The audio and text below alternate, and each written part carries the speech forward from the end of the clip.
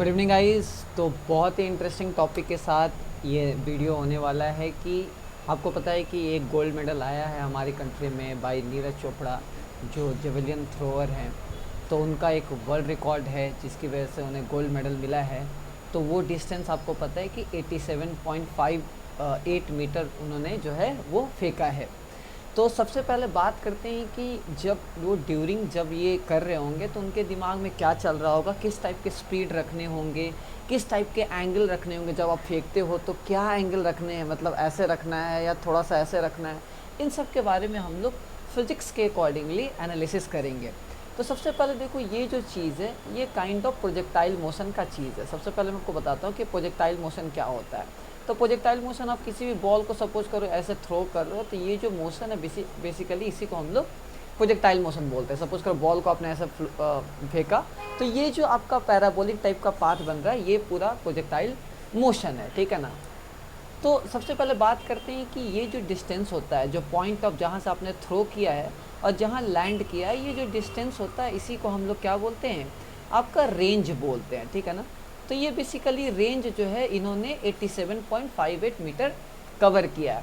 अभी देखो सब, ये जो है आपका वेलोसिटी होगा। जो बॉल आप सपोज करो, बॉल को आप ऐसे फेंक रहे हो, या सपोज करो इस जो स्टिक होगा इसको आप ऐसे फेंक रहे हो, तो इसका कुछ वेलोसिटी होगा और ये अपने मतलब कुछ एंगल होगा हॉरिजेंटल के साथ। तो लेट्स से एंगल आपका ये थीटा होगा।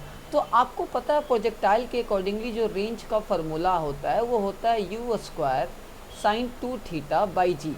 ये आपका बेसिकली रेंज का फार्मूला होता है। तो अपने को अगर मैक्सिमम रेंज चाहिए तो हम लोग क्या करते हैं कि एंगल का जो वैल्यू है वो 45 डिग्री ले लेते हैं, ताकि sin 2 थीटा का जो वैल्यू है वो बेसिकली 1 हो जाए।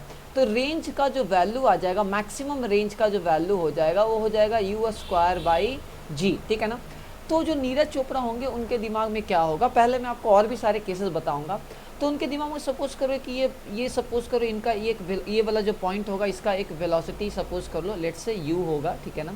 ये आपका पूरा प्रोजेक्टाइल मोशन लेट्स से कर रहा है, कहीं गिरा होगा। तो ये जो बेसिकली डिस्टेंस दिया हुआ है वो है आपका 87.58 मीटर, ठीक है ना। और ये जो एंगल होगा, इन्होंने ध्यान रखा हो कि अप्रोक्सीमेटली जो एंगल है वो 45 डिग्री रहे, ताकि मैक्सिमम रेंज वो कवर कर सके। अब बात हुई सर वो वेलोसिटी उन्होंने क्या रखा होगा।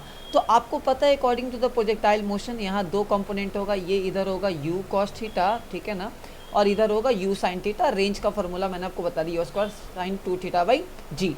तो इन्होंने तो एंगल तो 45 डिग्री मेंटेन किया होगा। साथ में वेलोसिटी की बात करते हैं कि अप्रोक्सीमेटली कितना वेलोसिटी होगा। तो चलो मैं रेंज के बराबर इसको कर देता हूँ, मैक्सिमम रेंज के बराबर कर देता हूँ 87.58। तो मेरा u² का जो वैल्यू आ जाएगा वो हो जाएगा 87.58 और g का जो वैल्यू हो जाएगा वो 9.8 ले लो। तो u का रूट अंडर तुम्हारा क्या हो जाएगा 87.58 इंटू 9.8, जो अप्रोक्सीमेटली आपका 29.296 आपका मीटर पर सेकेंड आ जाएगा।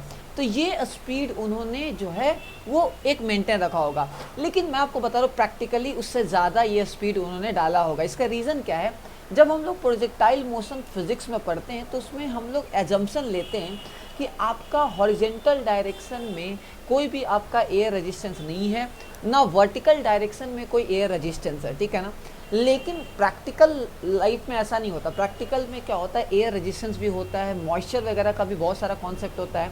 तो इससे ज़्यादा ही स्पीड उनको लेना पड़ा होगा ताकि वो ज़्यादा से ज़्यादा रेंज को कवर कर सकें।